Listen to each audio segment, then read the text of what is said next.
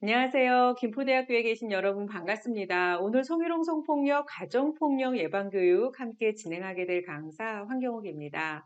만나서 반갑습니다. 여러분 지난 코로나 시대에 정말 고생 많이 하셨죠? 공부하느라 또 수능 시험 준비하시느라. 그런데 새롭게 시작하는 올해 2023년도에는 여러분들이 새로운 환경에서 또 좋은 친구들과 훌륭하신 교수님들과 선후배들과 행복한 대학생활 하기를 진심으로 바라겠습니다.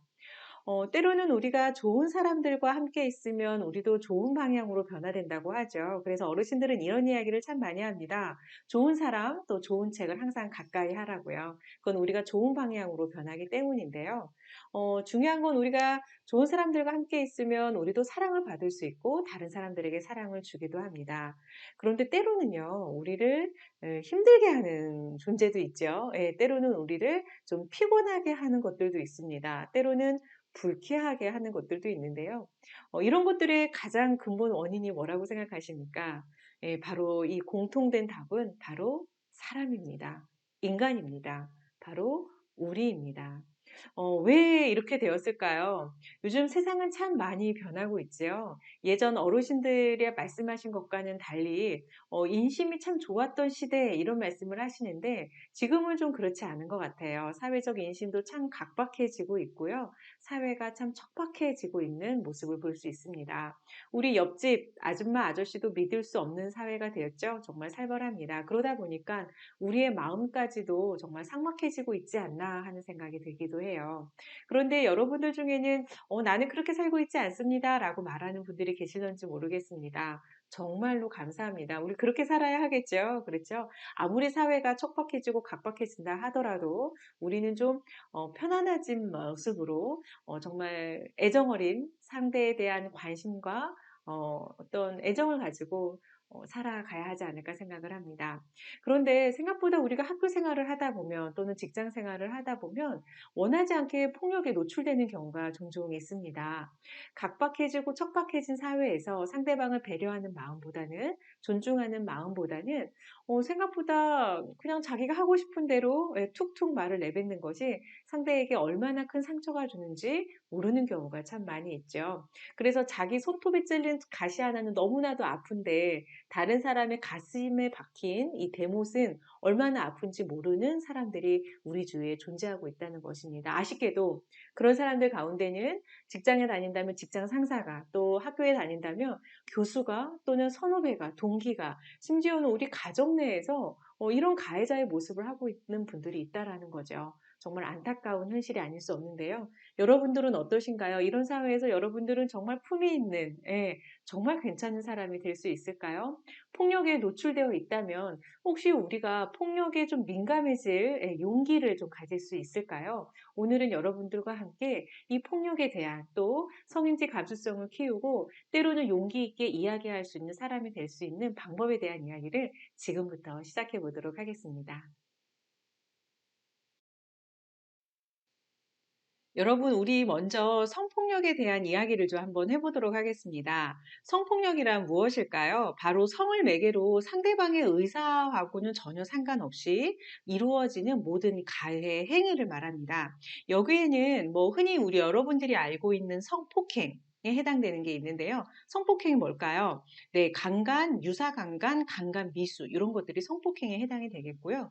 또 성추행, 성희롱, 성매매 이 모든 것을 다 통합한 것이 바로 성폭력이라고 합니다. 그런데 여러분 성이라고 하는 단어는 정말 좋은 단어 아닌가요? 우리 모두가 정말 정성스럽고 성스럽게 되어야 되는 게 성이라는 단어인데 성이라는 단어 뒤에 폭력, 폭행, 희롱, 추행, 매매와 같은 나쁜 단어들과 결부시키다 보니까 이상하게 우리가 성에 대해서 이야기하면 많은 사람들이 좀 나쁘게 생각하는 경향이 있는 것 같습니다. 하지만 우리가 성인지 감수성을 키우고 젠더 감수성을 좀 키운다면 우리가 성에 대해서 좀 더 밝은 이미지를 만들 수 있을 것 같습니다. 그렇다면 여러분 성희롱이라는 말은 언제 만들어졌는지 아시나요? 언제 우리 사회가 이렇게 성폭력이라는 문제에 대해서 관심을 갖고 언론에 많은 이슈가 되었을까요? 그 점을 알려주는 영상 하나를 좀 보도록 하겠습니다.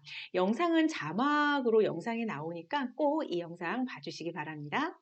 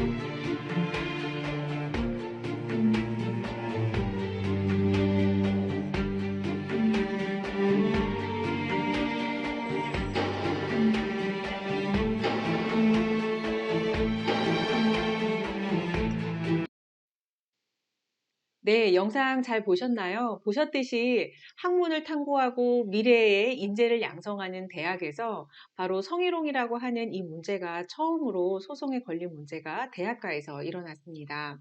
서울대 교수가 조교수를 성추행하면서 생긴 일이었죠. 개인의 문제를 사회의 문제로 이슈화한 사건.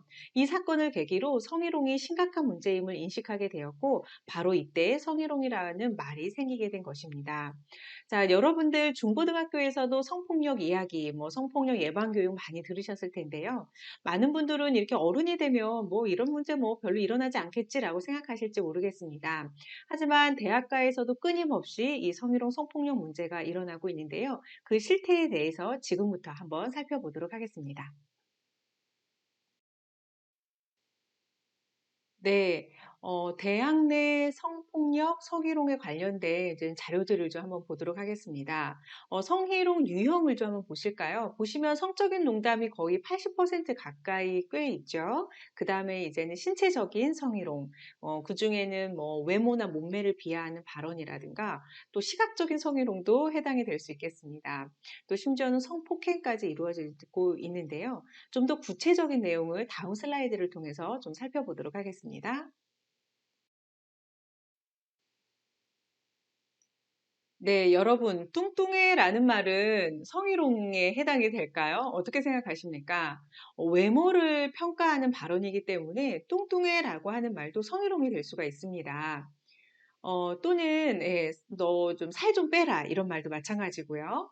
또 고기 먹으러 갔습니다. 삼겹살집, 닭갈비집에 먹으러 갔는데, 선배님, 저 앞치마 좀 하나 주세요. 라고 이야기를 했더니, 야, 너 앞치마 필요 없잖아. 어디가 앞이야? 이러면서 앞판 뒷판 구분 안 간다라고 말을 한다든 둥, 또는 얼굴을 작고 몸도 되게 왜소하고 그런데 가슴은 진짜 크구나라고 말하는 것. 여러분, 이런 일들이 실제로 있을까요? 네, 실제로 있었던 사건들입니다. 우리가 그냥 재미삼아, 농담삼아, 또 분위기 좀 좋게 하려고 했던 말들이지만, 상대방한테는 어떻게 느껴질까요? 네, 아주 속상하죠. 피해자분들 입장에서는 성희롱처럼 느꼈을 것이고 분명히 굴욕감을 느꼈을 거라 생각합니다. 그런데 이렇게 직접적으로 피해자에게 발언하는 것 말고요. 두 분의 이야기하는 거를 상대방이 누군가가 들었다면 이것도 성희롱이 될까요? 어떤 사례들이 있을까요? 그 점은 다음 슬라이드를 통해서 살펴보도록 하겠습니다. 네, 여러분들이 이런 대화를 들었다고 생각해 보시면 어떠실 것 같으세요? 예를 들어서 이제 밥 먹고 카페에서 또는 엘리베이터 안에서 또는 공원에서 두 명의 남학생이 이런 이야기를 합니다. 야, 요번에 23학번, 와, 요번에 그 들어온 여학생 있잖아, 걔. 하면서, 야, 몸매 진짜 죽이지 않냐? 맞아. 야, 가슴도 봤어? 하면서, 야, 나는 1등급 줄 거야. 아, 아니야, 아니야. 다리가 별론데? 나는, 2등급? 하면서 점수 매기듯이 A 뿔뿔 이러면서 이야기를 합니다. 여러분 어떻게 생각하세요? 자, 대학가에서 일어나고 있는 언어 성폭력들 가운데는 바로 다른 상대방에 관해서 이야기를 하는 것들. 그런데 이런 이야기를 제3자가 들었거나 또는 피해자가 직접적으로 들었을 경우에 이것도 성희롱에 해당이 될 수가 있겠습니다. 그래서 우리가 좀 조심해야 될 필요가 있겠죠. 자, 그렇다면 남성들만 여성들을 가지고 성희롱을 할까요? 우리 여성들은 성희롱하지 않을까요? 그 점도 한번 좀 생각해 볼까요? 네, 여성분들 중에서는 남성들은 성적인 농담이라든가 음담 패소를 워낙 좋아하니까 남성분들한테 재미삼아 성적인 농담하는 거 좋아하지 않을까? 괜찮지 않을까? 이렇게 생각하시는 분들이 있을런지 모르겠습니다. 그런데 그것은 착각이라고 말할 수 있는데요. 왜냐하면 모든 남성들이 다 성적인 농담을 좋아하는 건 아니거든요. 그리고 남성들 중에서도 어떤 이런 성희롱이라든가 이런 성추행적인 발언이나 행동 때문에 기분 나쁘고 언짢을 수 있습니다. 예를 들면 어떤 사례들이 있을까요? 야, 요번에 새로 들어온 신입생 중에 누구누구 아무개 눈썹 진하게 생긴 게 진짜 밤일 잘할 것 같지 않아? 여자애 몇 명은 홀릴 것 같은데 라고 하면서 그 남성에 대해서 평가하는 거 어떻게 생각하시나요? 예, 분명히 피해자 입장에서는 기분 나쁜 언어의 언동일 수 있습니다. 때문에 우리 여성분들 중에서도 특히 또 여학생들 중에서도 남성에 대해서 예, 성희롱을 하거나 이렇게 성적인 농담하는 거 조심하셔야 하지 않을까 생각합니다. 여성분들 가운데서는 또 여성이 여성을 성희롱하는 경우도 많이 있죠. 특히 이제는 선배 여학생이 이제 막 들어온 후배나 또는 신입생을 대상으로 해서 이런 이야기를 하는 건 어떨까요? 야, 누구 아무개, 너 오늘따라 왜 이렇게 화장 진하게 했어? 너 오늘 치마가 좀 유독 짧다. 누구한테 잘 보이려고, 누구 꼬시려고 이렇게 입은 거야? 어떠세요? 이런 이야기를 만약에 들었다면 여러분들은 기분이 어떠실 것 같습니까? 재미삼아 그냥 뭐 내가 뭐 하고 싶은 말 그냥 했다라고 말할 수 있을런지 모르겠지만 듣는 사람 입장에서는 이건 분명한 성희롱이 될 수 있겠습니다. 그렇다면 대학가 내에서 이루어지는 이 성희롱 성폭력 문제, 누가 가장 많이 성희롱을 할까요? 또 어디에서 이런 성희롱 문제가 많이 일어나고 있을까요? 그 점은 다음 통계 자료를 통해서 한번 살펴보도록 하겠습니다. 네, 대학 내 성희롱 성폭력 발생 장소를 한번 보실까요? 아무래도 예, 술자리에서 이루어지는 일들이 가장 많죠. 이것은 어느 통계를 보나 다 똑같습니다. 여러분들이 나중에 직장 생활을 하시게 되더라도 회식 장소에서 예, 성희롱 문제가 가장 많이 발생을 하죠. 또 아무래도 이제는 우리 학생들이라면 뭐 신입생 오리엔테이션이라든가 또는 MT 갔었을 때 있을 수 있고요. 또 이제는 뭐 강의실에서도 있을 수 있습니다. 또 동아리 활동을 하는 중에서도 어쨌든 대학가 내에서 어디에서나 다 있을 수 있는데요. 보통은 이제는 술자리에서 많이 이런 일들이 발생을 합니다. 그렇다면 누가 가장 많이 성희롱을 할까요? 보통은 학부형들 사이에서, 그렇죠? 동기들 또는 선후배 사이에서 많이 이루어지고 있고요. 그 다음으로는 예, 교수와 학생 또는 교수와 조교수 사이에서, 그 다음으로는 직원 간에 이루어지는 성희롱 성폭력 문제가 많이 발생하고 있습니다. 그렇다면 우리가 이제 신입생 오리엔테이션이나 이런 상황에서 어떤 성희롱이 많이 발생을 할까요? 여러분들 언론을 통해서 좀 종종 보셨을 텐데요. 다음 사건 한번 살펴보도록 하겠습니다. 네, 코로나 시대 이전에, 네, 코로나 전에 있었던 여러 가지 이제는 대학 내에서 있었던 성희롱 사건들을 보면 정말 과간이 아니었습니다. 아마 여러분들도 혹시 들어보신 적이 있을런지 모르겠지만, 대학생들의 술자리에서 대학생 신분에 맞지 않는 게임을 하는 거죠. 몸으로 말해요라고 하는 게임은 성적으로 이제는 뭐 연결해서 예, 게임 벌칙을 뭐 러브샷을 한다든지 또는 어떤 신체적 접촉과 관련된 상대에게 성적인 불쾌감을 주는 예, 그런 행동을 하는 건데요. 실제로 신입생 오리엔테이션에서 예, 지금 표현처럼 예, 방 이름을 정했는데 방 이름이 여성성을 좀 강조하는 이런 표현들을 사용한 사례들이 많이 있었죠. 그래서 좀 문제가 되고 이슈화가 되고 또 처벌을 받은 사례들이 있는데요. 자, 이런 표현, 이런 일들이 우리 대학가 내에서 일어나고 있다는 게 참 안타까운 현실이 아닐 수 없습니다. 자, 그렇다면 지금부터 제가 좀 대학가에서 있을 수 있는 여러 가지 성희롱이나 성폭력 문제들과 관련해서 영상을 좀 하나씩 보시도록 하겠습니다. 이 영상을 보시고 이 영상 속에서 우리가 좀 배워야 할 점, 또 배우지 않고 우리가 좀 용기 내서 어떤 행동을 할 수 있는지 하나씩 좀 살펴보도록 하겠는데요. 영상을 보시고 다음 이야기를 한번 해보도록 하겠습니다. 이상하다. 분명 학술 토론 동아리라고 했는데.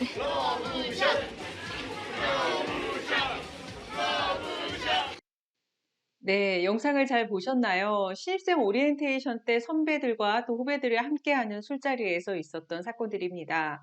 선배가 마음에 드는 여학생 바로 옆자리에 앉아서 여학생을 좀 눈여겨보고 있죠. 예, 흘러내린 티셔츠 어깨를 바라본다든 등 또는 이렇게 계속해서 관심을 좀 갖습니다. 여러분, 또 러브샷을 강요하는 건 어떤가요?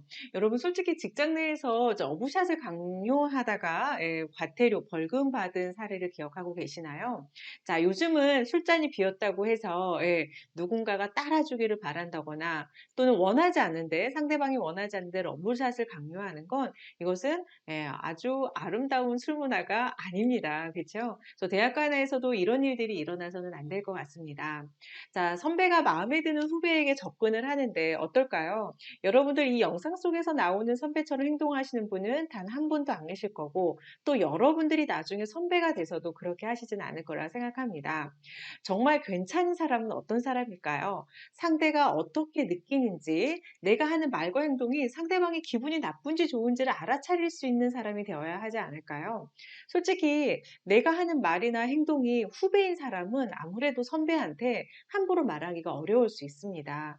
여러분 뭔가 불편함을 느끼지만 선배에게 선뜻 말하지 못하는 우리 여학생의 표정을 보셨을 텐데요.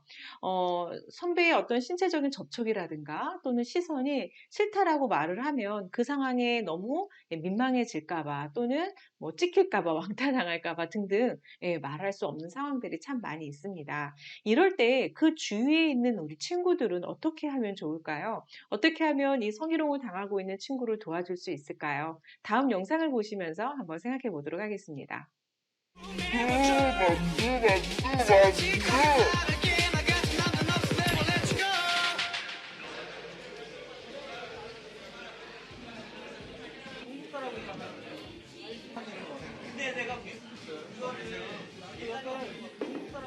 뭐야?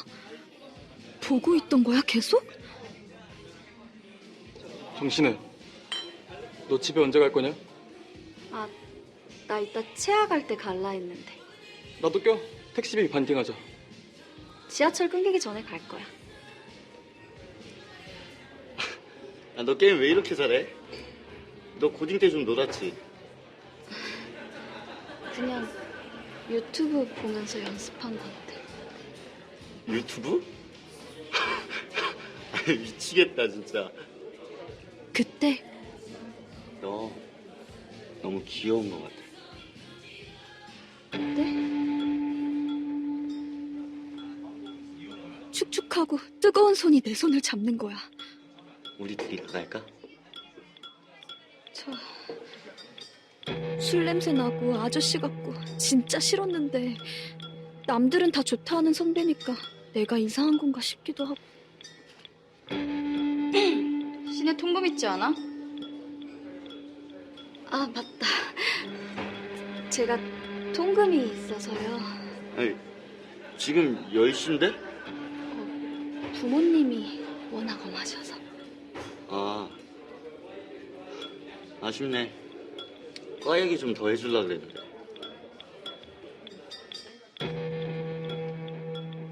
오늘 정말 안 되는 거야? 네, 영상 잘 보셨나요? 친구가 선배의 접근에 대해서 불쾌하지만 좀 이상하다고 느끼고 있지만 선뜻 말을 못하고 있죠. 이럴 때 용기 있는 친구들이 좀 도와주는 것 같습니다. 집에 가야 되지 않냐라고 앞에 있었던 남자친구가 이야기해줬고, 통금 시간이 있을 수 있으니까 빨리 가자라는 이야기를 해준 여자친구까지. 자, 우리들은 이 영상 속에서 어떤 친구들이 되어야 할까요? 강한 거부 의사 표시를 못한다면 이 대화의 분위기를 좀 바꿔보는 것도 중요합니다. 예를 들면 방금 친구들이 했던 표현들이죠. 자, 그 상황을 변화시키기 위해서 노력할 필요가 있는데요. 정말 센스 있는 친구들이 아니었나 생각합니다. 여러분들 학교에서도 충분히 이런 일들이 일어날 수 있습니다. 이럴 때 친구들이 옆에서 좀 용기를 좀 내서 불편해하고 있는 친구들이 있다면 좀 어려움을 겪고 있는 친구들이 있다면 도와줄 수 있어야 하겠습니다. 여러분들 특히 피해자분이 되실 수 있는 분들은 꼭 한 가지 기억을 하셔야 하는데요. 바로 앞에 나와 있는 이 표현처럼 이상하다고 느꼈으면 그건 이상한 사람이 맞습니다라는 이 표현 기억해 주시기 바랍니다. 이게 무슨 말이냐? 성희롱이라고 하는 것은 가해자의 어떤 동기라든가 그 사람의 어떤 생각이 중요하지 않습니다. 저는 재미삼아 했기 때문에 이건 성희롱이 아닙니다라고 말을 해도 아무런 효과가 없는 거죠. 즉 피해자가 느끼는 감정, 어떤 상대의 말과 행동이 그로 인해서 내가 성적으로 여러 가지 불쾌감을 느꼈다면 그것은 성희롱이 될 수 있다는 겁니다. 때문에 여러분이 이상한 행동 같아. 이거는 내가 좀 너무 불쾌해라고 하면 그것은 성희롱이 될 수 있다라는 거죠. 그래서 보통의 피해자분들은 이 상황에서 용기 있게 기분 나쁘다라고 말을 할 수 있는 상황이 어렵습니다. 보통은 소극적인 반응을 한다든지 예를 들면 이런 거죠. 네 선배님 그런데 뭐 이런 식으로 그죠? 아니면 아예 뭐 반응을 안 한다든지 무반응인 경우도 있습니다. 근데 무반응이 결코 좋다는 의미는 아니거든요. 간혹 가해자분들 중에서는 상대방이 그렇게 뭐 싫다고 표현하지 않았기 때문에 "나는 좋은 줄 알았다." 이렇게 말을 하는데요. 그거는 서로의 입장 차이가 다르기 때문이 있거든요. 그래서 피해자분들은 이 사실을 꼭 기억을 해 주시고 분명히 이상하다고 느꼈다면 '내가 너무 예민한 건 아닌가? 내가 너무 유난 떠는 건 아닌가?' 이렇게 생각하지 마시고요. 그 상황은 분명 이상한 상황이라는 사실을 꼭 기억을 해 주셨으면 좋겠습니다. 다행히도 이 코로나 시대에 많은 학생들이 학교를 가지 못하는 상황이 참 많이 있었죠. 다행인 걸까요? 아니면 불행인 걸까요? 성희롱과 관련해서는 다행입니다. 왜냐하면 다음 통계를 보시면 그 사실을 알 수 있는데요. 그 코로나 시대 때 이 성폭력 문제가 아무래도 학교 생활을 좀 덜하다 보니까 보통 온라인 수업을 많이 했잖아요. 그래서 예, 성희롱, 성폭력 사건 수가 꽤 많이 줄었습니다. 통계를 한번 좀 보시도록 하죠. 네. 전국 대학 내에서 성희롱이나 성폭력 발생 건수를 교육부에서 계속 통계를 내고 있는데요. 보시면 2019년에는 346 건이었는데 2020년에는 94 건으로 떨어졌습니다. 그죠? 그래서 2021년, 2022년에도 코로나 시대가 계속 이제 이어져 왔기 때문에 비슷한 수치일 거라 생각을 하는데요. 또 올해부터는 이제 많은 학생들이 또 학교에 가고 하다 보면 앞으로 이 통계 수치가 어떻게 변화될지는 좀 추후에 좀 지켜봐야 할 것 같습니다. 하지만 우리가 학교를 설령 다닌다고 해서 이 성희롱 발생 건수가 증가하는 일은 없어야 하겠죠. 네, 그러길 정말 간절히 바랍니다. 하지만 안타깝게도 우리 대학가 내에서는 교수들이 또 성희롱하는 경우도 참 많이 있습니다. 그렇죠? 여러분들 다음과 같은 뉴스 또는 기사 보신 적 있으신가요? 한번 보실까요? 여러분 언론을 통해서 우리 주위에 일어나고 있는 대학 교수들의 성폭력 문제 많이 들어보셨죠? 안타까운 현실은 가해자들은 별거 아닌 것처럼 행동을 합니다. 그렇죠? 그리고 대학가에서도 문제를 너무 가볍게 처리를 하죠. 정작 모르는 척 하거나 아주 간단한 문제로 치부해 버립니다. 그러다 보니까 그런 미온적인 대처 때문에 교수들이 성희롱을 한 성폭력을 한 교수들이 다시 교단에 쓰는 일들이 일어나고 있는데요. 참 아이러니합니다. 그죠? 여러분 닭이 손톱에 이렇게 가시가 박히면 어떻죠? 엄청 아프잖아요. 그렇죠? 그런데 그런 분들 중에서는 다른 사람들한테 내가 한 말과 행동이 대못을 박은 거나 똑같은데도 불구하고 상대방이 받은 상처는 아랑곳하지 않습니다. 이것은 바로 배려심이 없는 행동이거든요. 그쵸? 참 이런 일들이 우리 주위에 일어나고 있다는 것이 참 안타까운 현실인데요. 외국에서는 어떻게 처벌을 할까요? 외국에서는 만약에 교수가 뭐 학생을 성폭행을 한다면 얼마나 심한 처벌을 내릴까요? 다음 영상을 보시면서 한번 살펴보도록 하죠.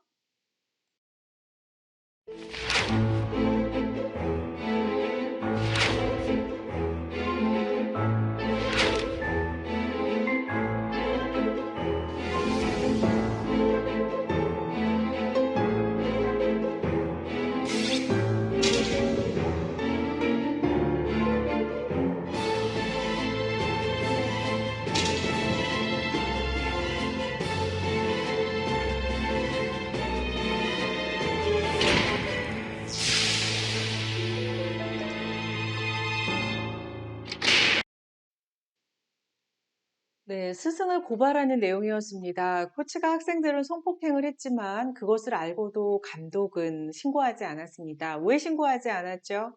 네, 소문나는 것이 두려웠기 때문입니다. 여러분, 이런 행동이 얼마나 비겁한 행동인지 여러분 알고 계시나요?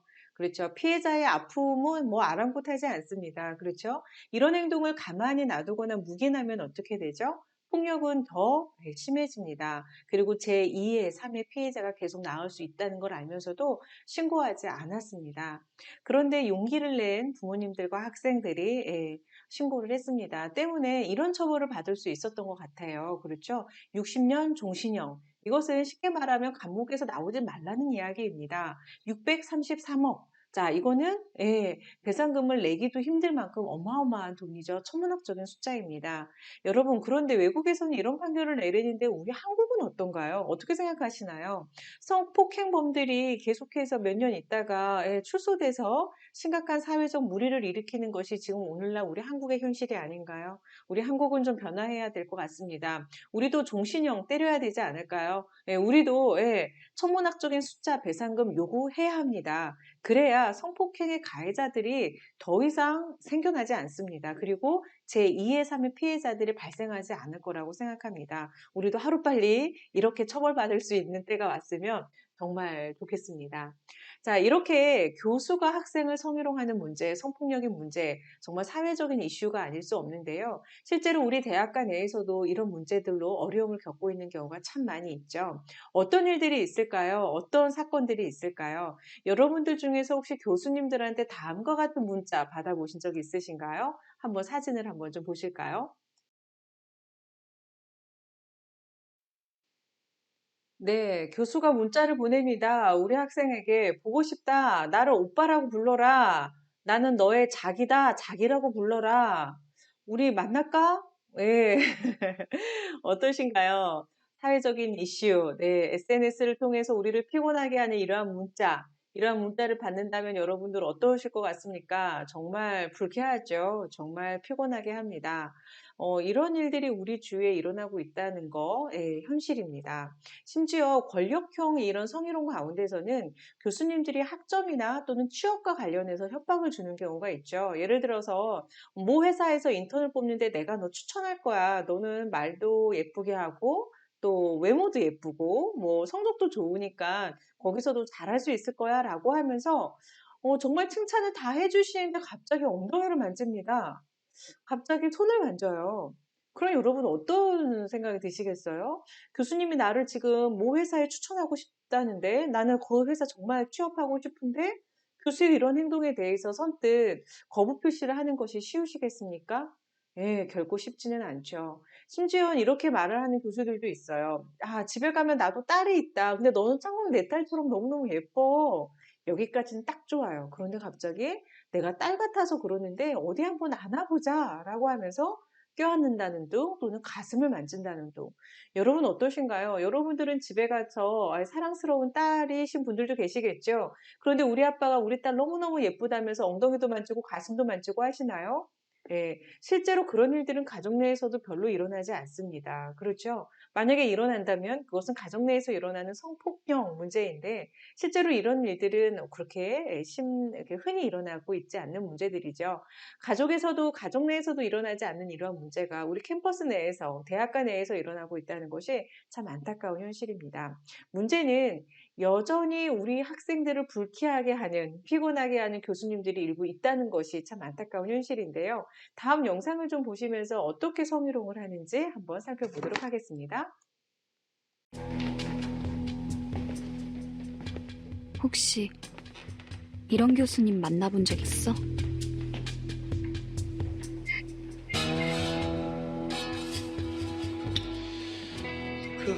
어디다가 눈을 둬야 될지 모르겠네. 그런 치마들 입고 다니니까 남자가 보는 게 당연하지. 성범죄의 원인 제공이 누군지 한번 생각해봐. 하여튼 그 여자들이 문제라니까. 옛날엔 대학도 못 갔어. 그 여자들은.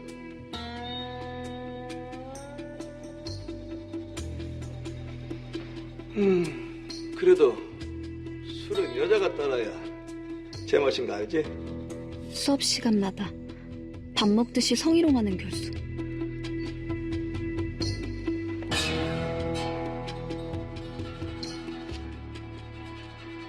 신기한 건 이런 사람들은 자기가 대체 뭘 잘못하고 있는지조차 모른다는 거야.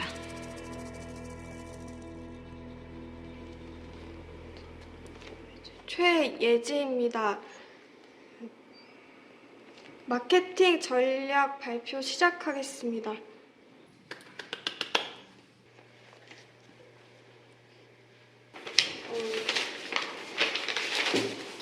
일단 이쪽에 보시면 이 기업의 마케팅 문제점에 대해서 보실 수가 있는데요. 그러니까 발표하다가 수업 다 끝나겠네.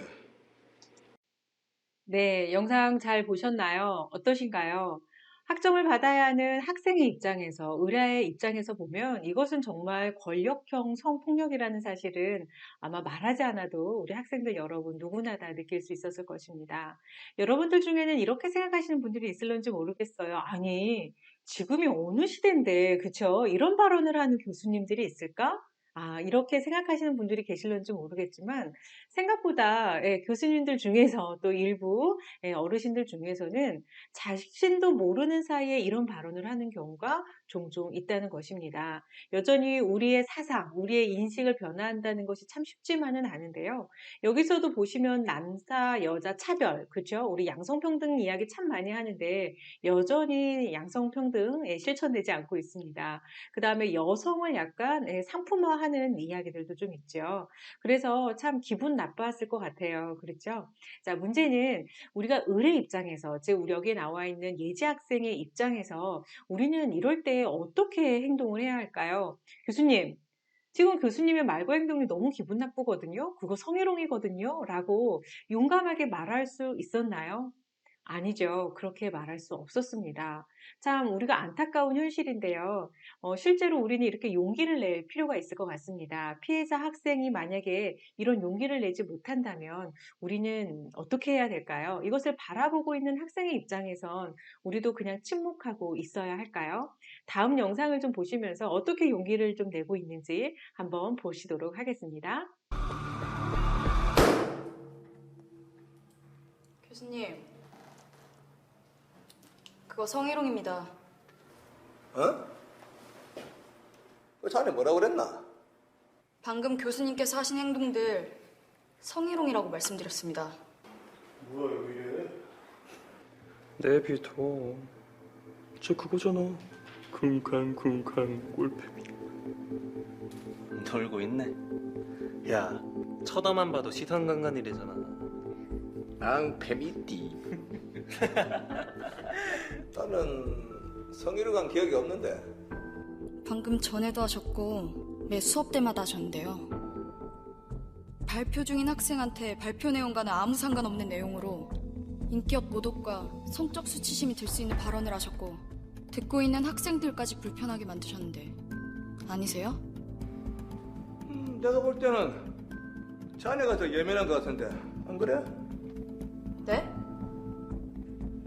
자네들 내 수업이 불편한가? 아닙니다. 제 스타일입니다. 사랑합니다.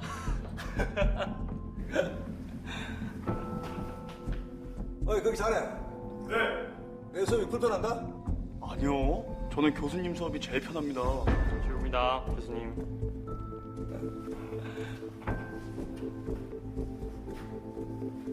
자네 내 말이 불편한가? 자, 내가 성희롱한 거 본 적 있는 사람 손 한번 들어봐.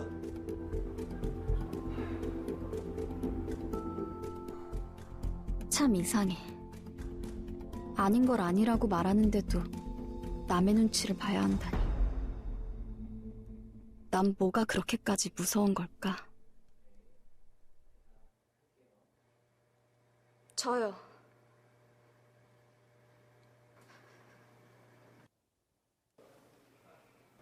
뭐? 교수님이 성희롱하신 거 저 봤다고요. 그때 저던데요? 저도요. 저도 봤어요.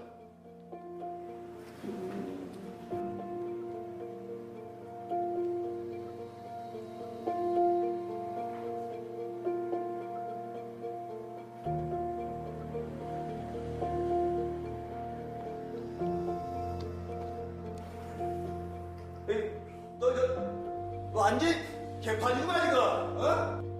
여기 내 강의실이야. 내 강의가 불편하면 다들 나가. 보시고. 이것들 이거 솔직히 통쾌하기도 하고 무섭기도 했어. 하지만 혼자가 아니라서 가능했던 것 같아. 예지야, 가자.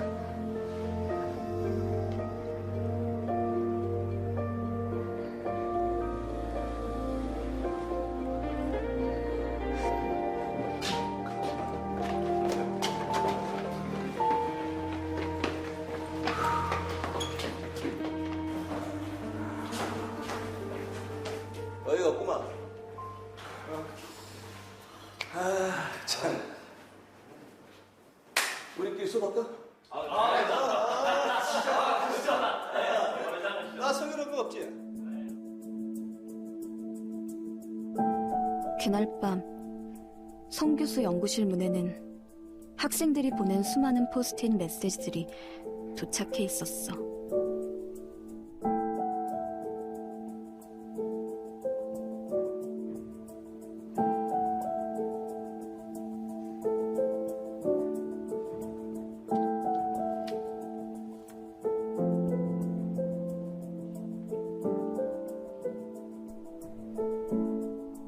혼자라면 할 수 없었겠지. 그러니까 함께 바꿔나가자. Me too. With you. 네, 여러분 영상 보시면서 좀 마음이 통쾌하셨나요? 그쵸? 성희롱을 당하고 있는 친구를 위해서 누군가 한 사람이 용기를 내었습니다. 그렇죠? 자, 한 사람이 용기를 내니까 어떤 현상이 이루어지고 있나요? 다들 꾸물꾸물 거렸습니다. 이야기하고 싶었습니다. 그런데 용기가 없어서 못 냈잖아요. 그런데 한 사람이 이야기를 하니까, 한 사람이 용기를 내니까 그 주변에 있는 모든 사람들도 용기를 낼 수 있었습니다. 매 수업 시간마다 성희롱적인 발언과 행동을 하는 이 교수에게 어느 누구도 말하지 못했지만 이렇게 용기를 낼 수 있었던 것에 대해서 정말 우리는 통쾌한 기분이 드는데요. 어떠신가요? 마지막에 교수가 자신의 문 앞에 붙어 있는 수많은 포스트잇, 아마 그 포스트잇에는 교수가 지금까지 했던 여러 가지 발언들에 대해서 적혀 있었겠지요. 모 시청에서도 게시판에 상사들이 했던 여러 가지 어떤 성희롱적인 발언들을 포스트잇을 붙여서 그것이 이슈화가 된 적이 있었는데요. 아마 이 교수님도 그러한 상황에 직면한 것 같습니다. 자, 혼자라면 힘들었겠지만 너도 당했니? 그래, 나도 당했어 라고 하는 이 미투 운동, 위드유 운동, 우리 모두가 실천해야 될 부분인 것 같습니다. 여러분, 교수가 이런 행동을 했다는 것이 참 안타깝죠. 여러분들의 시간이 지나고 나이가 들고 또 더 큰 사회에 나가서도 아마 이런 행동은 하지 않을 거라고 생각합니다. 교수의 발언들을 보면 이분이 정말 품이 있는 사람인가 하는 의구심이 들 정도로 참 품이 없는 행동을 했었죠. 혹시 들어보셨나요? 고품격 인간 필수 지점 세트 4가지가 있다고 하죠. 거기에는 뭐 교양, 양심, 예의, 그 다음에 개념이라고 합니다. 즉 상대방을 배려하는 마음, 상대방이 내가 이런 행동과 말을 했었을 때 정말 기분 나쁠 수 있을 거다라고 생각하는 것은 그건 예의 바른 행동이잖아요. 그리고 그런 기본적인 개념은 다 있지 않나요? 그런 양심은 다 있다고 생각합니다. 그런데 그것이 결여된 사람들은 이렇게 상대방을 배려하지 못하고 내가 하고 싶은 대로, 내가 하고 싶은 말 그대로 발언을 함으로써 상대방이 어떤 상처를 받을지 생각하지 못하고 있는 것 같습니다. 자, 중요한 건 때로는 이런 교수님들이 또는 어르신들이 또 위에 있는 직장 상사가 이런 발언을 하는 게 무엇 때문이라고 생각하시나요? 계속해서 이야기하고 있지만 바로 힘이롱입니다. 권력형입니다. 내가 이 정도 사회적 지위가 되고 이 정도 나이가 먹었으면 나보다 아랫사람, 나보다 지위가 낮거나 또는 나이가 어리다고 함부로 대해도 된다고 하는 생각, 이건 도대체 누구의 머리에서 나온 것일까요? 누구의 발상일까요? 참 아이러니합니다. 그죠? 근데 여러분 혹시 여행을 다녀보신 적 있으신가요? 가끔 제주도에 가면 그 측백나무가 있는 곳을 좀 걷기는 하는데요. 측백나무를 보셨나요? 정말 측백나무들은 쭉쭉 뻗어 있습니다. 되게 곱게 뻗어 있죠. 그런데 측백나무가 그 자라가는 그 측백나무가 있는 길을 보면 대부분의 오솔길이에요. 그죠? 구불구불하죠. 길이 굽었다고 해서 그 주위로 자라는 측백나무가 굽어서 자라나요? 그렇지 않죠. 자, 여러분, 우리 사회가 많이 척박해지고 있고, 많은 사람들이 자신이 하고 싶은 말과 행동을 너무나 아무런 필터 없이 하고 있는데, 다른 사람이 그런다고 해서, 위에 상사가 또는 위에 선배가, 우리 교수가 그런 행동을 했다고 해서, 우리 역시도 답습해야 할까요? 우리는 그런 사람이 되지 맙시다. 그렇죠? 사회가 아무리 이기적으로 변했다 하더라도, 우리는 우리의 그 품이 있는 정말 괜찮은 사람답게 행동할 수 있었으면 좋겠습니다. 네. 위에서 본 영상 속에서 또 우리가 배워야 할 점들이 있죠. 용기를 낸 학생 기억하시죠? 바로 우리 주변인 제3자의 역할입니다. 여러분 어떻게 하셔야 할까요? 여러분들이 해야 되는 일이 뭐라고 생각하시나요? 여러분들이 어떤 성희롱이나 어떤 성추행적인 장면을 들었거나 또는 목격을 했다면 여러분들이 해야 할 일은 바로 개입하는 겁니다. 근데 이 개입한다고 해서 여러분들이 그 사건을, 이 문제를 해결하라는 뜻이 아니에요. 그건 뭐냐면 방금 이 영상에 나왔던 것처럼 상대방에게, 즉 성희롱이나 성폭행을 하는 상대방에게 너의 행동이 잘못됐다라는 것을 알려주어야 한다는 것입니다.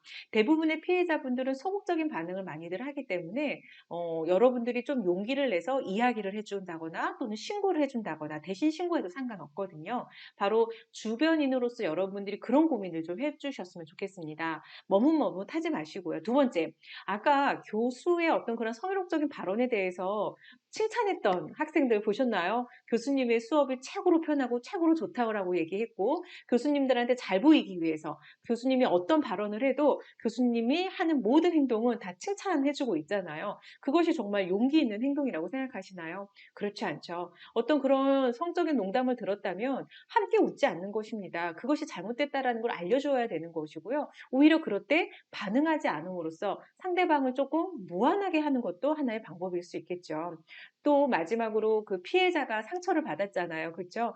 피해자가 제2의 3의 피해를 받지 않도록 피해자를 지지해주고 응원해주고, 피해자가 내 잘못한 것이 없다라는 것을 이야기해 주어야 하겠습니다. 특히 우리 김포대학교에도요, 이런 성희롱과 관련해서 문제가 있었을 때 여러분들이 신고할 수 있는 고충 상담원이 다 있습니다. 요즘에는 성희롱, 성폭력 문제가 매우 심각하기 때문에 학교나 또는 회사에 가서도 이런 문제를 해결할 수 있는 부서들과 핫라인들이 다 있기 때문에 여러분들이 적극적으로 신고해 주시면 정말 고맙겠습니다.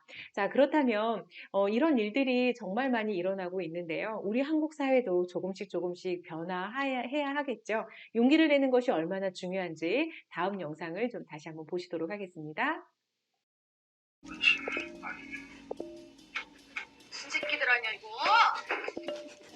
얘들 뭐 하는 거야? 수업 시간에.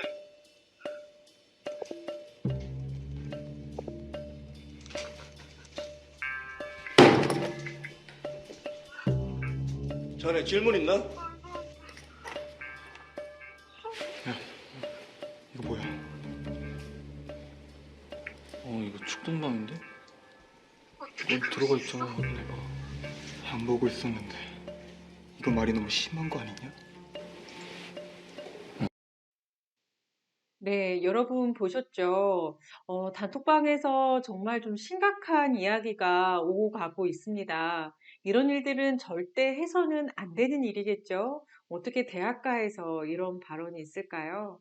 문제는 이런 일들이 은연중에 너무나 많이 일어나고 있다는 것이고요. 실제로 이러한 단톡방에서 우리가 호응하지 않거나 또는 답변하지 않으면 뭐 왕따 시킨다든지 뭐 이런 일들이 있을 수 있잖아요. 그래서 좀 불편한 상황이지만 그냥 거기에 호응하는 경우도 있는데요. 여러분은 어떠신가요? 이런 일들이 발생을 했을 때 여러분들은 어떤 행동을 하고 계시나요? 때로는 호응하지 않는 것이, 용기를 내서 이렇게 이야기하는 것은 잘못됐다라는 것을 알리는 것이 여러분들은 좀 가능하신가요? 쉽지는 않으시겠죠. 같은 친구들 사이에서 또 선후배들 사이에서. 그런데 여러분, 우리가 가만히 있는 것, 즉 방관하는 것, 외면하는 것, 무관심 갖는 것, 이건 어떻게 생각하시나요? 그것도 죄가 될 수 있을까요? 우리 학생이 어떻게 이야기하는지 다음 영상을 한번 보시도록 하겠습니다.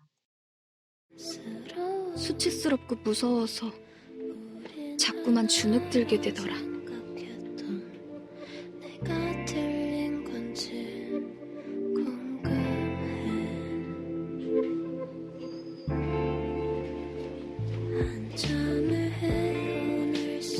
정신에 얘기 좀.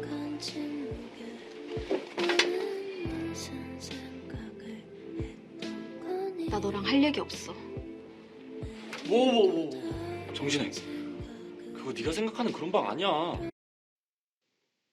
네, 재미있는 영상 잘 보셨나요? 좋습니다. 조금 예민해도 괜찮다라고 했던 마지막 문구 기억나십니까? 자, 때로는 우리가 성희롱이나 성추행적인 어떤 발언을 들었을 때, 다른 사람들은 다 괜찮은데 나만 너무 예민한 거 아닌가? 나만 너무 유난 떠는 거 아닌가? 그렇게 생각하는 친구들이 있을지 모르겠습니다. 그런데 여러분, 여러분들이 좀 예민할 수도 있겠지만 지금은 이 사회는 통념이라는 게 있잖아요. 그렇죠? 내가 느꼈다면 다른 사람들도 충분히 그렇게 느낄 수 있는 것입니다. 때문에 내가 이상하다고 느꼈으면 그것이 이상한 게 맞을 수 있습니다. 여러분이 예민하다고 생각하지 마시고요. 누군가가 나에게 한 어떤 행동과 발언 때문에 여러분들이 성적인 어떤 불쾌감이라든가 굴욕감을 느꼈다면 이것은 용기를 내서 꼭 이야기해 주셔야 하겠습니다. 그래야 우리 조직 내에서, 즉 여러분들이 행복하게 대학 생활을 해야 하는 이 장소에서 더 이상 성희롱이나 성폭력 때문에 여러분들이 어려움을 겪는 일 없이 정말 즐겁고 행복한 대학 생활을 할 수 있기 때문이라고 생각합니다. 여러분, 오늘의 주제 뭐였죠? 폭력에 민감해질 용기라는 주제로 우리 성희롱 성폭력에 대해서 이야기했는데요. 우리 2023학번 우리 김포대학교에 계신 우리 여러분들은 정말 성희롱 성폭력이라는 어려움 없이 건강하고 행복한 캠퍼스 생활하기를 진심으로 바라면서 이 주제는 여기서 마치도록 하겠고요. 다음 계속해서 가정폭력 예방교육에 관한 이야기를 진행하도록 하겠습니다. 네, 지금부터 가정폭력에 대한 이야기를 좀 한번 해보도록 하겠습니다. 가정폭력이라는 이야기는 우리 드라마, 영화, 뭐 소설, 만화 안 나오는 곳이 없습니다. 그렇다면 왜 이런 이야기들이 많이 나오고 있는 것일까요? 바로 현실 속의 이야기이기 때문입니다.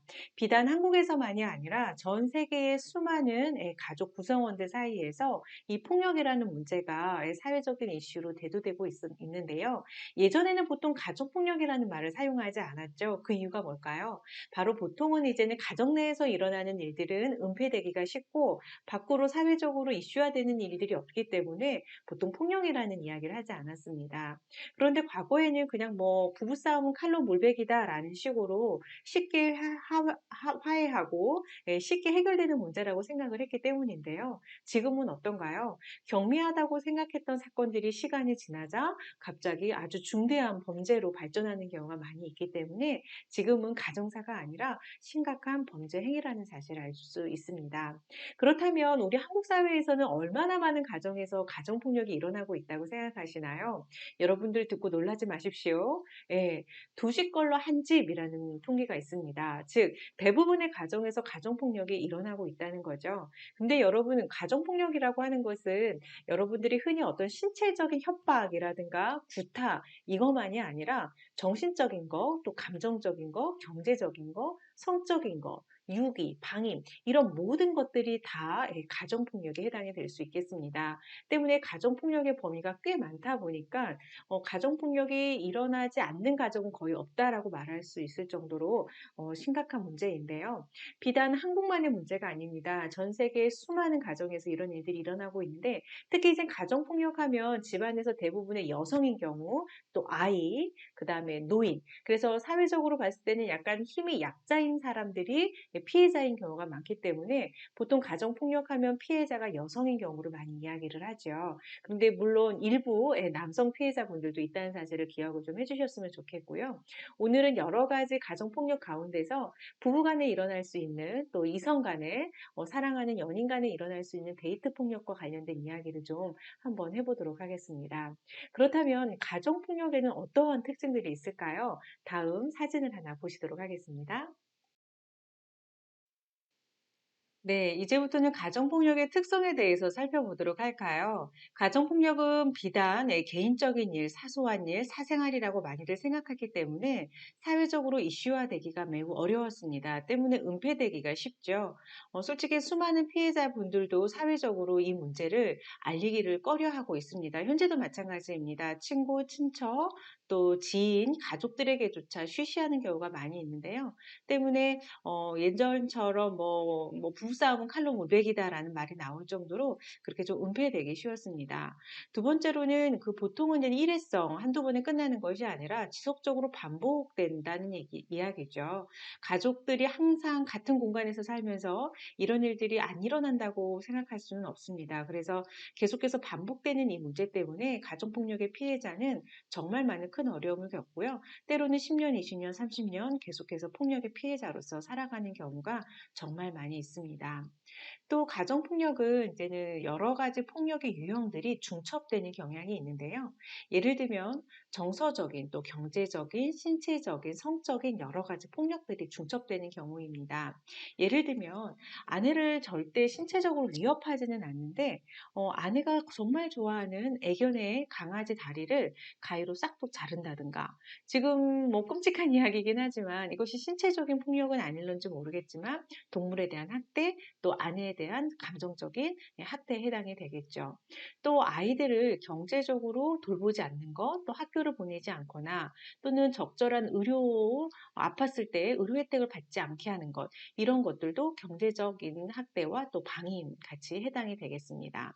또 이제는 배우자를 신체적으로 폭력도 하지만 욕설을 한다든가, 그런 것들은 신체적인 폭력과 또 정서적인 폭력이 중첩되는 거겠죠. 이런 식으로 수많은 가정의 폭력들이 반복해서 또 중첩돼서 이루어지고 있는데요. 보통 이제는 배우자 폭력, 또 아동학대, 노인학대, 이런 문제들이 우리 주위에서 너무나 흔히 일어나고 있습니다. 네, 그림을 좀 보실까요? 아까 제가 말씀드렸던 가정폭력의 특징을 가장 잘 묘사하는 그림인 것 같습니다. 나는 우리 엄마처럼 살지 않을 거야. 나는 우리 아빠처럼 살지 않을 거야. 나는 우리 아이들한테 정말 잘해줄 거야. 욕하지 않을 거야. 때리지 않을 거야. 이렇게 생각했던 아이들이 나중에 커서 성인이 되고 또 어른이 돼서 가정을 이루었습니다. 그런데 자녀들을 잘 키우다가 어느덧 순간순간 문득문득 자신의 엄마, 자신의 아빠의 모습을 담고 있는 거죠. 결국 가정폭력의 피해자였던 분들이 나중에 성인이 돼서 가정폭력의 가해자가 되는 현실을 보여주고 있습니다. 실제로 많은 가해자분들이 자신의 자녀들한테 자기는 이렇게 하지 않아야지라고 했는데 알고 봤더니 부모 세대로부터 폭력을 대물림 받은 거죠. 그래서 할아버지가 아들에게, 또 아들이 그 아들에게, 그래서 가정폭력은 이렇게 대물림 되는 것입니다. 정말 우리 자녀들에게 물려주지 말아야 될 유산을 물려주고 있다는 것이 정말 안타까운 현실이 아닐 수 없습니다. 가정폭력은 대부분 은폐되기 쉬운 특성이기 때문에 자녀들도 밖에서 어떤 가정폭력의 피해자라는 사실을 쉽게 드러내지 못하고 있는데요. 가정폭력을 당했을 때 가장 중요한 건 솔직히 신고하는 것이죠. 그래서 우리 가정이 가정폭력이라는 것 때문에 창피하다는 것이 아니라 이 문제를 해결할 수 있는 가장 좋은 방법은 사회에 알리는 것입니다. 그런데 현실상 그것이 어렵기 때문에 많은 분들이 쉬쉬하는 경향이 있는데요. 지금부터는 우리가 가정폭력의 피해자로서 사는 것이 아니라 가정폭력이 있었다면 그것을 극복하고 살 수 있는 방법에 대해서 이야기를 좀 한번 해보도록 하겠습니다. 네, 이 그림은 한혜규 씨라고 하는 작가가 만든 작품을 사진으로 찍은 것입니다. 한 집에서 가정폭력이 일어나는 사실을 보여주고 있죠. 주먹이 보이고요. 또 창문으로 여성이 밖으로 나오는 모습을 보여주고 있는데요. 이 그림에서 좀 유심히 보셔야 되는 부분이 바로 이 여성이 어떻게 밖으로 나오느냐 하는 것입니다. 보시면 얼굴을 땅으로 가리고 있죠. 이것은 무엇을 의미하는 것일까요? 내가 우리 남편으로부터 맞았어. 나 가정폭력의 피해자야 라고 신고하거나 또는 이웃에게, 가족에게, 친구에게, 친지에게 이야기하는 사람이 별로 없다라는 거죠. 자, 여기에서 알 수 있는 건 대부분의 가정폭력 피해자분들은 말하지 않습니다. 왜 말하지 않을까요? 여러분 생각해 보십시오. 가정을 이룬다는 건 결코 쉬운 건 아니죠. 그리고 폭력을 행한 사람이 만약에 남편이었다면 우리 가정의 가장이자 또 아이들이 아빠이자 예, 또 남편이자 가족이 어떻게 보면 경제적인 부분을 책임지고 있는 경우가 꽤 많이 있었죠. 물론 지금은 여성들도 사회생활을 많이 하고 있기 때문에 뭐 꼭 그런 것만 아니지만 여전히 약간의 가부장적인 사상이 우리 한국 사회에는 남아 있습니다. 그러다 보니까 대부분의 피해자분들, 특히 여성분들은 가정폭력이 일어나도 이것을 신고하지 않는다는 데 문제가 있습니다. 실제로 여성가족부 통계 자료에 의하면 실제로 신고하는 건수는 100명당 1명이 있을까 말까 할 정도로 신고를 하지 않는다는 거죠. 그러면서 자신의 신세를 한탄합니다. 내가 왜 이렇게 살아야만 할까? 예, 그렇죠. 나는 행복한 가정생활을 하려고 했는데 이렇게 행복한 가정생활을 못하고 있으면서 한탄만 하는 경우가 꽤 많이 있습니다. 그러다 보니까 어떻게 하죠? 예, 신고하지 않고 심리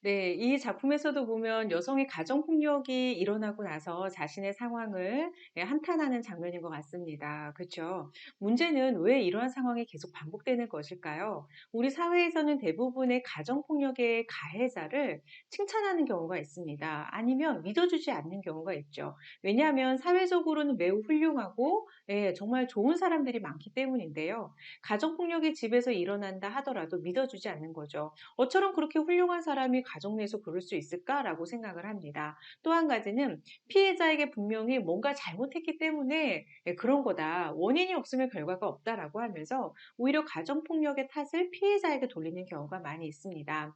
하지만 여러분 사회적으로 지위가 높고 좋은 직업을 가지고 있고 많은 돈을 벌고 또 뭐 학식이 많고 학벌이 좋다고 해서 그 사람은 가정폭력의 가해자가 되지 않는 건 아니죠. 여러분 뉴스를 통해서 보셨겠지만 모 대학 교수가 집에 있는 임신한 아내의 배를 발로 차는 등 뭐 이런 여러 가지 사건들이 비일비재하게 우리 주위에 일어나고 있습니다.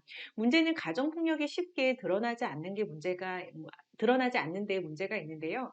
이런 경우에 우리가 어떻게 해야 할까요? 다음 사진 하나 보실까요? 여러분 요즘에 이렇게 길을 다니시면서 남성과 여성이 서로 싸우는 모습 보신 적이 있으신가요? 예전하고는 달리 그렇게 심하게 싸우는 모습을 본 적은 없으셨을 텐데요. 실제로 데이트 폭력이 이루어지는 것들을 보면 예, 실제로 우리 주위에는 여전히 폭력이 일어나고 있습니다. 문제는 가정 내에서 일어나고 있는 폭력이 은폐되기 쉽고 신고율이 워낙 낮기 때문에 우리가 여기서 배울 점 한 가지도 바로 주변인으로서의 역할, 예, 바로 폭력을 신고하는 것입니다. 우리가 성희롱 성폭력과 관련해서도 우리가 무관심하지 말고 방관하지 말고 계속 관심을 갖고 개입하라는 이야기 제가 말씀을 드렸죠. 여러분들이 사건을 해결하는 건 아니지만 여러분들이 112, 1366 계속 신고해 주시면 되겠습니다. 정부에서는 여러분들이 가정폭력을 신고할 수 있도록 예, 활짝 문을 열어놨는데 예, 여전히 신고율이 저조한 상태입니다. 그래서 여러분들 쇼윈도에 있는 이 사진처럼 그냥 먼 산 바라보듯이 구경만 하지 마십시오. 남의 일이라고 생각하지 마시기 바랍니다. 보복이 두려워서 걱정하지 마시기 바랍니다. 여러분들을 보호할 수 있는 여러 가지 법적 제도도 있고요. 또 피해자분들에게는 법적인 또 의료적인 어떠한 뭐 주거와 같은 여러 가지 지원 제도들이 있다는 걸 생각하시고요. 이 자리에 앉아 계신 우리 학생 여러분들 중에는 뭐 이런 일들 때문에 어려움을 겪는 일은 없겠지만 여러분들이 적극적으로 신고해 주시는 것이 그 무엇보다도 중요하다는 사실을 꼭 기억해 주시기 바랍니다. 길을 가다가 어린 아이가 뭔가 좀 이상해 보인다면 예, 또 어르신들이 뭔가 문제가 있어 보인다면 여러분들이 적극적으로 신고해 주시는 것이 우리 사회에서 일어나고 있는 가정폭력, 또 데이트폭력, 노인학대, 아동학대 이런 문제들을 예방할 수 있는 가장 좋은 첫 걸음이자 여러분들의 사랑의 손길이라는 사실을 결코 잊지 말아 주시기 바랍니다. 성희롱이나 성폭력 모두가 다 예, 우리가 결코 있어서는 안 되는 우리 사회적인 문제이지요. 앞으로 우리가 살아가고 있는 이 세상에서는 이런 문제 때문에 어려움을 겪는 일이 없기를 진심으로 바라겠습니다.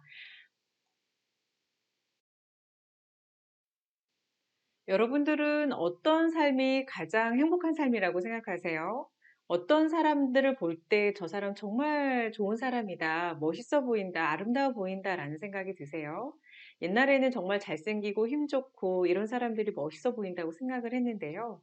오늘날에는 우리 주위에서 정말 어려움을 겪고 있는 분들이 너무나도 많다 보니까 때로는 자신의 여러 가지 기호를 포기하고 다른 사람들을 도우면서 살아가는 사람들을 볼 때마다 저는 그 모습이 너무나도 위대해 보이고 아름다워 보이더라고요.